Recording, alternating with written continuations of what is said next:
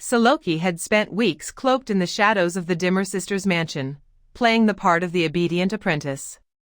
The house itself felt like it breathed, walls whispering in a language only the arcane could understand, cold drafts sneaking through dark corners, and an oppressive silence lingering just beneath the surface of every interaction. She had never been one to shy away from discomfort, but the tasks they gave her, the real work, were meant to humiliate. Dissecting dead animals, stripping their skin, and handling decayed corpses in the basement. All the while, she had to bite back the bile rising in her throat. Focus, Syloki, she would tell herself, gripping the blade a little tighter. This is all for the mission. This is all for Jerome. Jerome Valeska, a name that had haunted her thoughts and the streets of Doskvol for too long. There were whispers that he had a deep, secret history with the Dimmer sisters, particularly with their leader, Harleen. It was why Syloki was here. She had to find out what their connection was, what power Jerome had held over Harleen. But every time she tried to push further, she was met with the cold, distant silence that permeated the mansion. On rare occasions, they allowed her to research in the grand library or the apothecary study on the mansion's first floor. It was a reprieve from the grim duties in the basement, and today, as luck would have it, Harleen herself was there, seated with her back to Syloki, flipping through a tome filled with arcane diagrams. Syloki hesitated for a moment, running through how to approach. Be subtle. Don't push too hard. She gathered her courage and approached, her voice carefully soft but tinged with the naivete she had cultivated during her time as an apprentice. Harleen, I wanted to ask about these spells, particularly the ones involving memory. They seem so powerful. Are they ever used, for personal reasons? Harleen didn't look up from the page, her fingers tracing the worn edges of the book. Only when necessary. Magic isn't something we use frivolously. Her voice was cold, as always. Syloki bit her lip. Push further. She won't talk unless you give her a reason to. I just thought.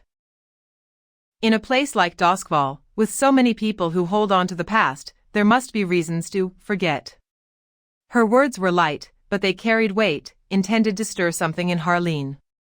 Harleen's eyes flicked up, momentarily curious, but only for a second. The past is irrelevant unless it serves the present. Syloki forced a smile. I suppose you're right. Still, there are always ghosts. Figures from the past who never seem to leave us, no matter how hard we try. Like. She paused, careful, before continuing. I once heard a rumor. About someone who used to be close to you. Jerome, was it? The moment the name slipped out, Syloki regretted it. Harleen's gaze snapped up, the disinterest vanishing in an instant. Her eyes sharpened, a darkness crossing her face as she slowly closed the book in front of her. The silence between them thickened, oppressive. What did you say? Harleen's voice was low, dangerous. Syloki swallowed, trying to play it off, though her pulse quickened. Oh, it's just. I've heard his name around. Rumors from the city. I didn't mean, Jerome, Harleen cut her off, her voice suddenly tight. That's a name I haven't heard in some time. Her tone was controlled, but there was a tremor beneath it, something carefully restrained. Syloki could feel the air between them change. She'd gone too far, but now that she had opened the door, she had to press just enough to learn something. I didn't mean to pry, she said softly, I just heard things. About how people used to talk about him. Harleen's eyes darkened, her posture stiffening. Whatever you heard, forget it. She rose from her chair, her movements slow, deliberate. Jerome Valeska is the past. And I'm free from him now. There was venom in her voice, but Syloki caught the slip, free from him. That meant there had been a time when she wasn't. She was close to him, Syloki thought, the pieces falling into place. Too close. I see, Syloki whispered, maintaining her guise of innocence. It must have been hard, letting go of someone like that. Harleen's expression grew cold again, but her eyes betrayed a flicker of something, pain, maybe regret. She turned away from Syloki, walking toward the window where pale light filtered through heavy drapes. People like Jerome. They don't let you go. Not easily. But I've made my peace with the past. She paused, her reflection barely visible in the glass. And I suggest you do the same. Syloki stood there, her heart pounding in her chest. She had overplayed her hand, but in that moment, she had learned more than she could have hoped for.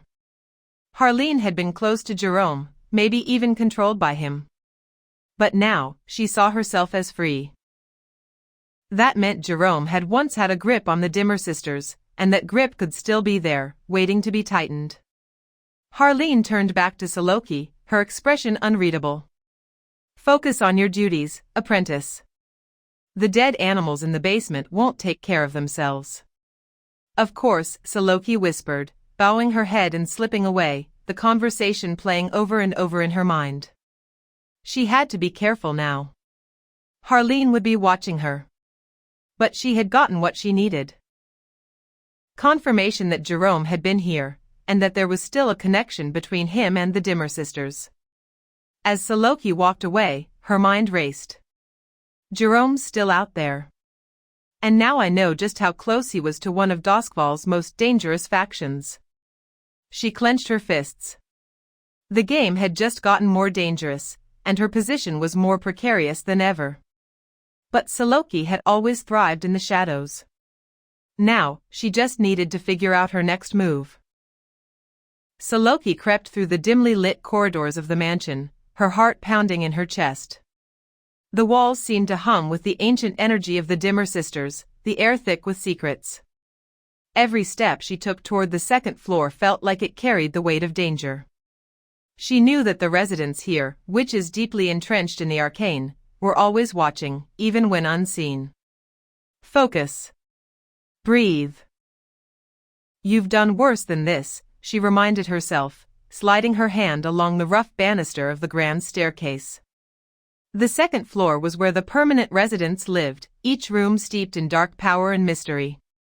But her target was Harleen's, the master bedroom. The floorboards creaked under her weight, and she winced, pausing to listen for any sounds. Nothing. Good. She moved like a shadow, slipping between the narrow slits of moonlight that barely lit the halls. Her senses were on high alert, but she didn't dare move too quickly. Stay calm. You've got this. She reached Harleen's door, its imposing presence marked with subtle arcane symbols that made her skin prickle. Her hand hovered over the door's handle for a moment. She knew this was dangerous, one misstep and the sisters would be onto her. But she had come too far to turn back now. She slipped inside, the door creaking softly as it swung open. Harleen's bedroom was larger than Syloki expected, filled with relics and books, but what caught her attention were the objects that seemed out of place in such an arcane space, personal items that hinted at Harleen's human past. Her breath caught as she searched the room, careful not to disturb anything too noticeably. Her hands grazed across a polished wooden dresser, and then, she found them. 2 old paintings, tucked behind a stack of books. Syloki pulled them out gently, her heart skipping a beat as her eyes locked onto the images. The first was unmistakable, Harleen and Jerome, standing side by side, their younger selves smiling in the soft light of the painting. But Jerome's eyes had been burned out, leaving dark, blackened holes where his gaze should have been.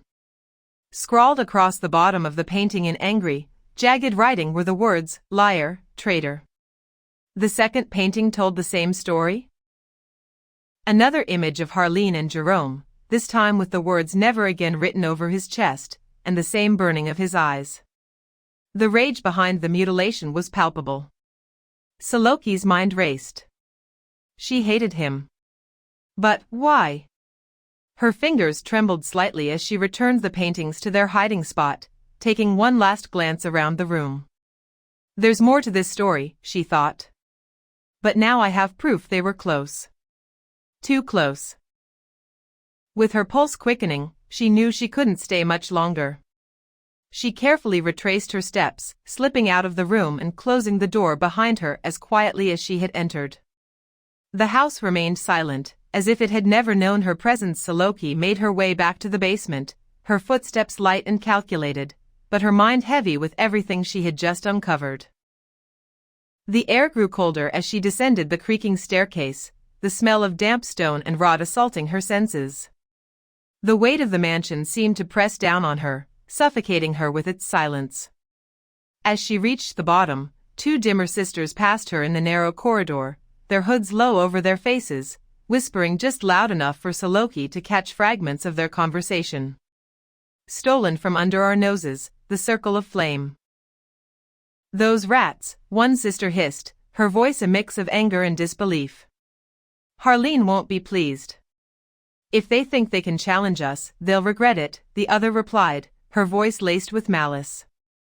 They glanced at Syloki briefly, but their eyes quickly darted away, as if dismissing her as nothing more than a lowly apprentice not worth their attention. Syloki kept her expression neutral, but her mind raced. Stolen? The circle of flame? A chill ran down her spine. The tensions between the Dimmer sisters and the circle of flame were more than just rumors. This could mean open conflict soon, something that could unravel everything she had been working on. Jerome, the circle of flame, Harleen, it's all connected.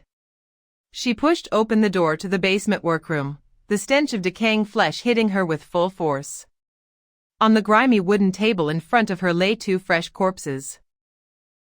A pair of monkeys and eagles, their lifeless bodies twisted in grotesque positions. Syloki swallowed the bile rising in her throat. What abomination do they expect me to craft from this today? The tools beside the animals gleamed under the dim light, scalpels, hooks, and needles for stitching their remains together into whatever grotesque form the Dimmer sisters demanded. She couldn't even bear to think about the task at hand, the feel of cold, clammy skin beneath her fingers, the hollow echo of the basement all around her. The basement felt like a tomb, a place where death lingered in the air and dark magic festered in every corner. Focus, she told herself. This is just a means to an end. Her mind wandered back to the paintings she had found. The rage in those scrawled words. The hollow, burned-out eyes of Jerome. Harleen's past with Jerome was far more complicated than she had imagined. Harleen had been crucial in Jerome's arrest, of that she was certain now. She had been the angriest when she heard of his escape. But why? Was this about a broken heart? Betrayal? Syloki couldn't shake the feeling that there was more to it than simple vengeance. Jerome's escape had ignited something in Harleen, something deeply personal. She glanced at the lifeless animals again, her stomach churning. Soon, she told herself. I'll meet Arthur soon. He needs to hear this. Arthur Xavier had been working his own angles, and she needed to know what he had uncovered. They were running out of time, the tension in Doskvol was rising, and every clue, every piece of the puzzle, pushed them closer to the truth. But for now, she had a job to finish. A disgusting, humiliating job. She grabbed the scalpel, her fingers trembling slightly as she focused her mind, not on the dead creatures before her, but on what was to come.